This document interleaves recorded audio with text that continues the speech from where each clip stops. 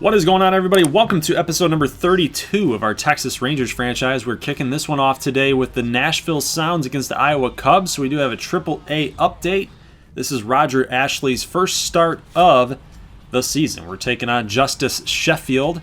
Went 5-0 last year with a 3.22 ERA, so very good numbers for the young left-hander in the Cubs organization. See a ground ball here, right back off of Sheffield, bouncing back over to the third baseman, able to make that play over to first. So Zach Granite is out. And then Andy Ibanez, the starting second baseman for this Nashville Sounds team, is going to get called out on strikes. Apparently, he went on the check swing, just went a little bit too far. So now we've got the chance to take a look here at one of our free agent signings who was a blue chip prospect in the draft last season, Stephen Young. Right fielder, very young player. Looks like he's going to be a pretty good one. Already ranked in the 70 overall ranking right there as a right-handed hitter, something that we need a lot of as far as depth is concerned for our outfield spots in this franchise, in this organization. You can see he's doing a pretty good job here working the count, so he does have some good vision. He's got some good plate discipline as well. I want to see what he's going to be able to do against this lefty, though, in Sheffield, who throws hard. He's able to time this fastball up, which is an inside part of the plate pitch, and he's able to get that drilled foul. Then there's another slider high and inside that he was able to go foul as well. 2-2 count here. Sheffield going to strike him out, though. Unfortunately, can't last.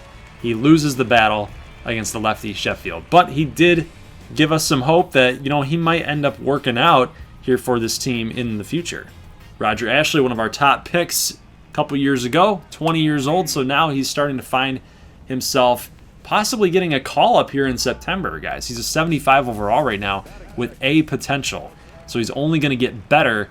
I'm really anxious to see how he's going to do for us in this franchise. But he does get a strikeout to lead us off, and then in the bottom of the first, the second batter try to run a fastball there, just trying to get ahead of him, and he read it perfectly. So Velasquez gets a solo shot, and it's going to be 1-0 Iowa. This is not something you like to see, is the pitcher making that play. So I'm not sure what Cuthbert or the shortstop De Leon is doing right there. You guys need to come in and take charge of that and get that pop-up and get it done. Get it done. We need that out.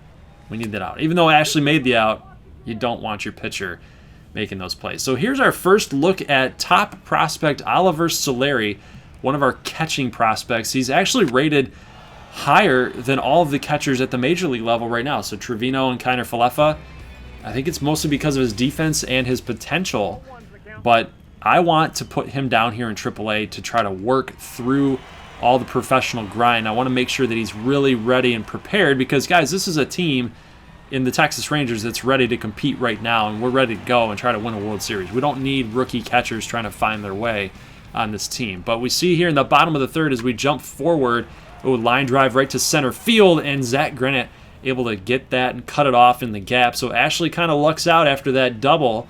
So it's good to see that the defense and Ashley team up there to get out of that inning without major damage having formed. We're in the top of the fifth right now. Nicky Delmonico coming up here. He's one of our trading chips or trading assets that we got from the White Sox after giving up Patrick Wisdom. And look at Delmonico with the lean back. Yeah, baby. 2-run shot. Oh, I love the power that Nicky Delmonico has in this game and in real life. I wish that he found a home in real life because, he could do things like that. And he gives us a 2-run home run. We're up 2-1. Let's go to the bottom of the fifth inning. We can't get any more runs after that Delmonico 2-run shot. And Ashley gives up the lead here again. Again, with another solo home run. So Ashley's got a problem right now with the home run ball at the long ball. But we are able to get a strikeout here on a slider, the 82-mile-an-hour variety. That's his third strikeout of the game here. Here's a 2-2 count, and Ashley's going to get another strikeout, so we are now out of the fifth inning. Here's Oliver Solari in the top of the sixth. Coming up, he gets his first base hit of his professional career. Awesome job. Nice to see that. Does need to work on his hitting ability, though. He's got something to work with there, but he's more of a defensive catcher. But it's nice to see that he's able to get that base hit and get that out of the way here early on in the season. Granite trying to move him over, try to get the leading run in scoring position, but Solari just too slow. He can't get to second base in time. So Granite is on first base. The bunt attempt did not work. Andy Ibanez comes up with a runner on first with one down, and he's going to lift a little fly ball to center field, makes the catch, and now we have two down in the top of the sixth with Stephen Young up with 2 strikeouts so far against Justice Sheffield. And then we see here's a base hit. Nice job by Young, and we are challenging to go to third. Granite is in safely, so great job there by Young to get on base and move the runner into scoring position. Matt Davidson comes up, a guy who was so clutch for us at the major league level during that September playoff run. Not able to come through and clutch up here for us as we can't get the run across. But now Ashley's getting squeezed by the home plate umpire here, and he doesn't take too kindly to it because, guys, in this game, you need change-ups on the outside part of the plate. You need that to be called and not missed. And in this close game, being 2-2, Ashley already given up 2 solo home runs. Those are calls that you absolutely need 100%. But we see here a base hit down the line, and Stephen Young cannot make this play. He can't cut it off properly. That's a very, very bad mistake, and that's a young player's mistake right there, especially at this level. So we got to rely on our pitching and our defense again to come through, and Ashley actually helps his own cause and his teammates and to make up for that terrible defensive play. We get a strikeout here and a nice slider that just tied up Nico Horner, and he's able to get that strikeout. And we see here a base hit, just a little looper going to fall right in front of left fielder, and that's going to score the leading run here late in this game. Bottom of the sixth now, 3-2, and we got to get this guy. We got to get this guy right here, right now. 0-1 count, little fly ball to center field. Zach Granite able to make the play, so 1 run will score. And it wasn't really any fault of Ashley's, I don't think. I mean, that run should have been a single. Instead, we gave up 2 bases on that misplay, that mishandling play by Stephen Young in right field. But we do get a strikeout here. Reynaldo Tejeda going to take over now for Roger Ashley in the bottom of the 8th inning. His final stat line, 86 pitches, 7 strikeouts in 7 innings, averaging a K per inning, which would be a 9 K per inning. That would be his K per 9. So let's go ahead now and take a look at Reynaldo Tejeda, one of our other draft picks in that Roger Ashley draft, and he's looking pretty good so far. Got 7 pitches into this inning and got all 3 outs, so you know he's looking pretty solid. Got that C potential still, but you know, all things considered, he's holding his own against this top-notch competition. So let's go to the top of the 9th inning, and Matt Davidson going to get on with a base hit, so that's going to start us off right. Here's Chester Cuthbert, 1-0 count, and he's going to line drive a base hit right in front of right fielder, and Davidson's going to go for third. He's going to get in safely. You could not have placed it any better than that right there. 1-2 count. Nicky Delmonico hit a home run earlier, but he's going to get hit. And they said that he didn't attempt to go for a swing. If he attempted to go for a swing, that would have been called a strike. But he gets hit on the check swing, so he's going to get on. We got bases loaded situation right here. And take a look at this base hit past shortstop, and we are going to score the tying run. And guys, it's 3-3 in the top of the 9th with nobody down. Now we have Gonzalez coming up here with a line drive to shortstop. Nico Horner is going to make the play there. So not an ideal situation here because a ground ball is going to get them out of the inning and we're going to have to go to extras. But Oliver Solari, this is your moment here, kid, right now. Nothing count. Top of the 9th. Let's go. Ooh, he's looking for that fly ball. That's really what you want to do in this situation. Nothing on the ground. If you get something on the ground, you're probably going to get a double play here. You want to get something in the air. Get something in the air. Get it deep enough to where we're going to score that leading run. He does right here, and that's going to go to deep center field. That's going to score that run, guys. There's no way they're going to throw him out here. with that 45 speed. So the run will score, guys. Yes, just yes. Just yes. Solari comes up clutch for us, and he's already making a name for himself, at least in my book, as a clutch player, a good baseball player that we want to bring up in our franchise eventually. So let's go to the bottom of the 9th inning here. Tejada still out there, and he's got 10 pitches, so you know what? Just like might as well just keep him out there and keep him hurling. So 2-1 count. Here's a line drive to third. Cuthbert makes this play. We're protecting that 1-run lead here in the bottom of the 9th with 2 down now. And 0-1 count. This is it, potentially. Make the play. Ibanez, get out there. He cannot. So guess what? Now the tying run is now on first base, guys. Crucial situation for the Sounds. And Tejada is able to get that strikeout, an 86-mile-an-hour slider, high and outside, and the Nashville Sound is going to win this game. I would like to think that it was a good performance, but I'm going to classify it in the mediocre section. I'm going to put it in that box, and in that box over there in the corner. I'm not too impressed with how we played. I will say that Ashley grinded out his performance through 7 innings. Did give up the 2 solo home runs. Solari was clutch. He handled the pitching staff very nicely. The young pitching staff. He's young. I mean, who are we kidding? But it's good to see that those guys are really meshing.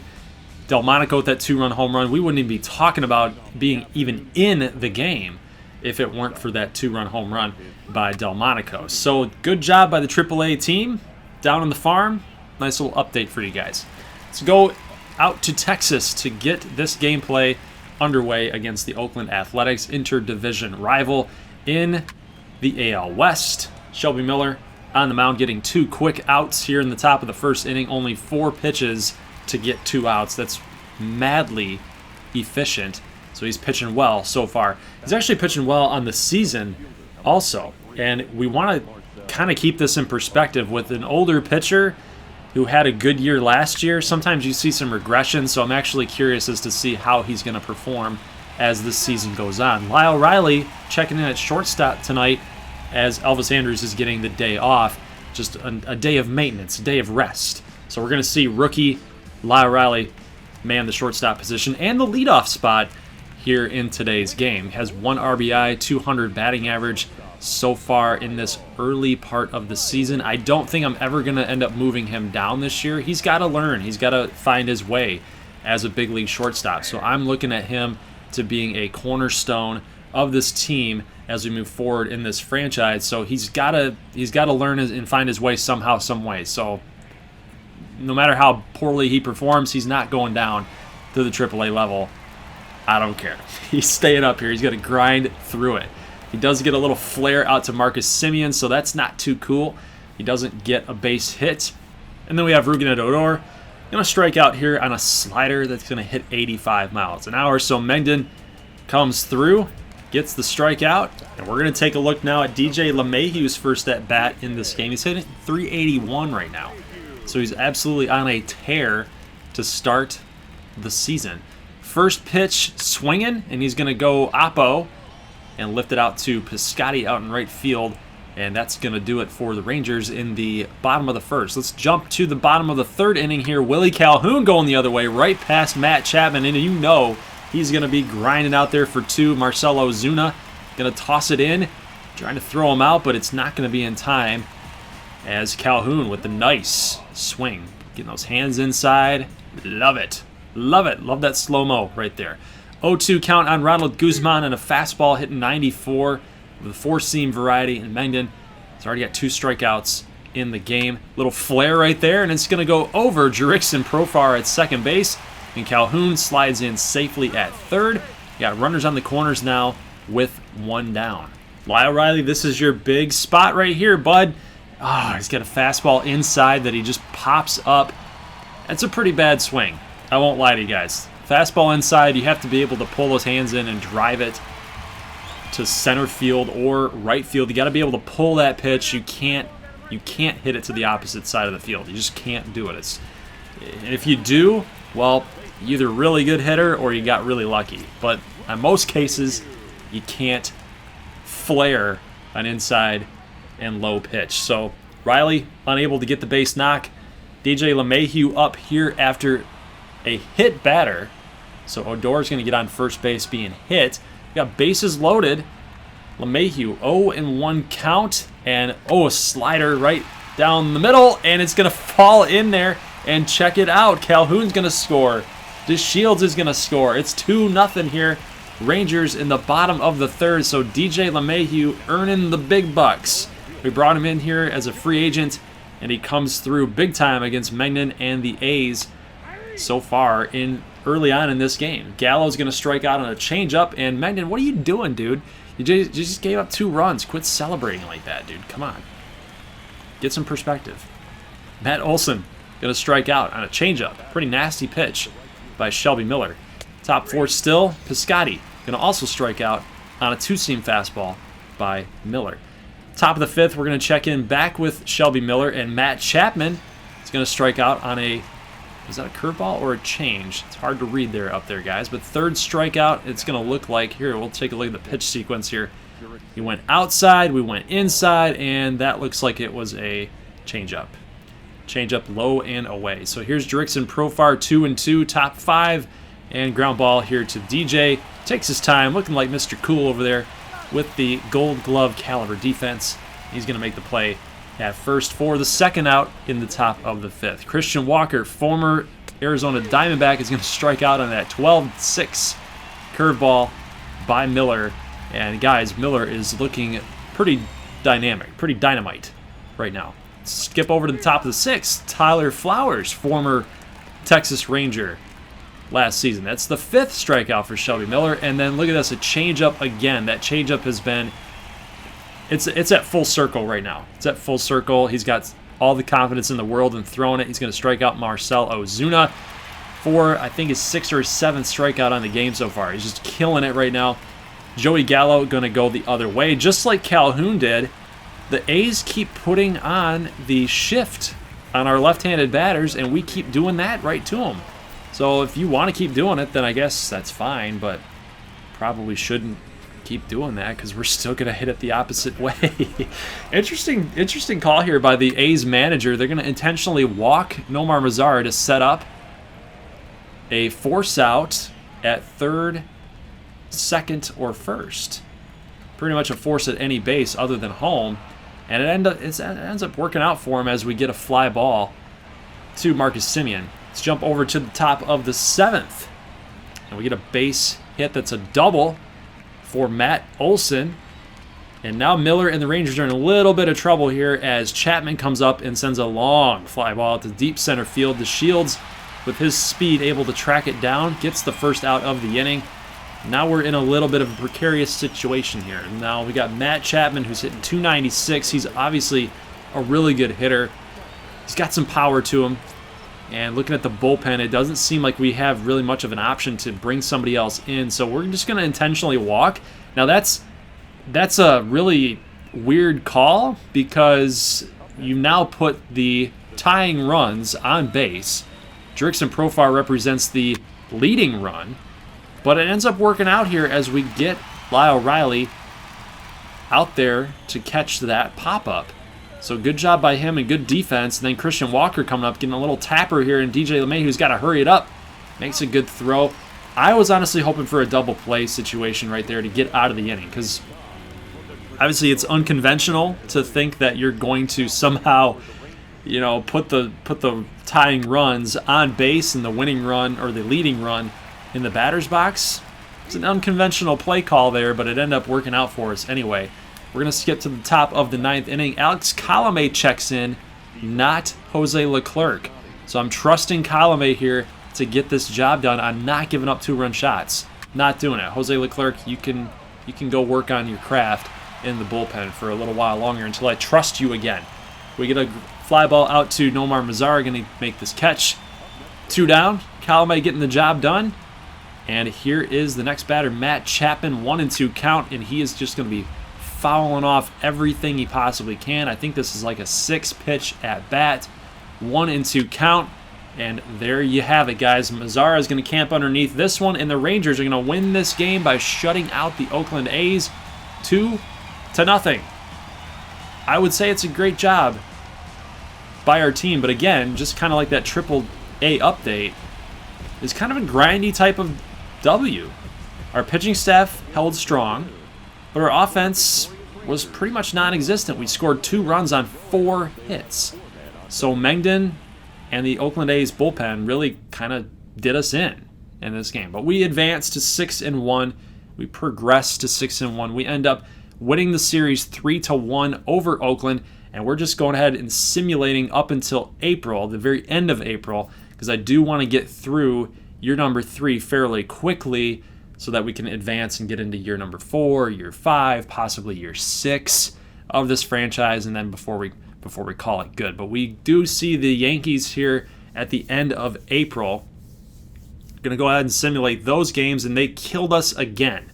So just the same type of scenario that you saw happen and play out in the ALCS of last season happened right there at the end of April. We just got shellacked by the Yankees. So going into May, we got some stats updates to provide you guys before we call this video done and over with. So we see Robbie Ray at a 4.26 and 1.26 ERA and WHIP 3.57 for Miller, and Kyle Gibson's now up to an 80 overall. So he has just skyrocketed in the overall ranking there, and you got to give him a call up. You have to.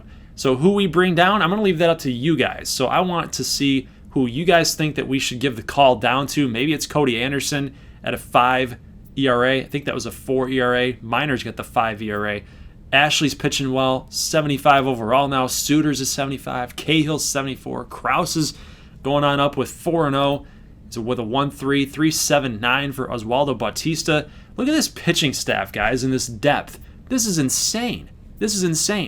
We got mid-80s to low 70s all the way through the minor league system. It's just nuts. Maybe we might want to consider trading some of those people to move them over to get a superstar type of caliber player to put on our major league roster. What do you guys think? Should we pull the trigger on that? I want to hear from you guys in the comment section below. Nate Jones pitching extremely well, 0.79, 0.7 whip as well. Just amazing numbers there out of the bullpen. Aaron Loop doing well. Montero kind of struggling through 23 innings. 23 innings with a 7 ERA, so he's not bringing that down anytime soon. Maybe he's the guy that we end up giving the call down to. Leclerc actually has 10 saves, only 2 blown saves, but he's got that 5.56 ERA. Meanwhile, you have Alex Colomé pitching well, 8 2/3, only 2 saves with a 2.08 and less than a 1 whip. I think we just better start giving Colomé the job. Honestly, I don't want to even deal with the growing pains, I guess you would say, throughout the season for Jose Leclerc. Just don't want to deal with it. Kiner Falefa, Trevino, both playing pretty well here at the big league level. Josh Morgan doing okay. Sam Morgan, over 300. Zimmerman's hitting 368. He's actually hitting better than Rodman Guzman. Diego Corona, 284, one of our draft picks from a year ago. Nathaniel Lowe, Yaniel Perez, some pretty good numbers throughout the minor league system as well. Rudnador still really struggling down there. Caballero hitting well, over 300. I like what I'm seeing there. 323 for DJ, 311 for Fuentes down at the AAA level. Cuthbert, 327 at AAA. Tyler Frank, 313 at the AA level. He's not going to make the big league club at 23. He's more of just kind of a wait-and-see type of project. We got players like Jake Berger, Kevin Huffman, and Bud Scott rounding out that third base depth at the single A level where they don't play baseball. Nothing really counts as far as statistics go, but it's a good spot for them to just, it's almost like a developmental type of spot here, at least in MLB The Show. Lai Riley still struggling at the big league level right now. It's down to a 73 with a C potential still. And then Reynaldo Delgado, I want to get him involved a little bit more, maybe in the AA system. Might have to move on from Arias or De Leon, move those guys out, get Reynaldo Delgado up. He's a really good hitter in real life. I want to see what he's going to be able to provide us potentially as a big leaguer. So the only way to do that and expedite that, to move it quicker, that progression quicker, is to get him up in the higher minor league systems. Chris Owings, 337. Zach Granite, 300, 303. Julio Pablo Martinez, 290. Guys, our guys are hitting. Our players are hitting in the minor league system. So these are really good signs, and I'm really excited about the future, but I don't want to spur the future on too quickly. I just really don't want to get there yet because we're already in a position with our big league club to compete and be ready to compete for a World Series in the playoffs. So guys, leave a like if you'd like this thing, and I'll see you guys in the next one. As always, peace.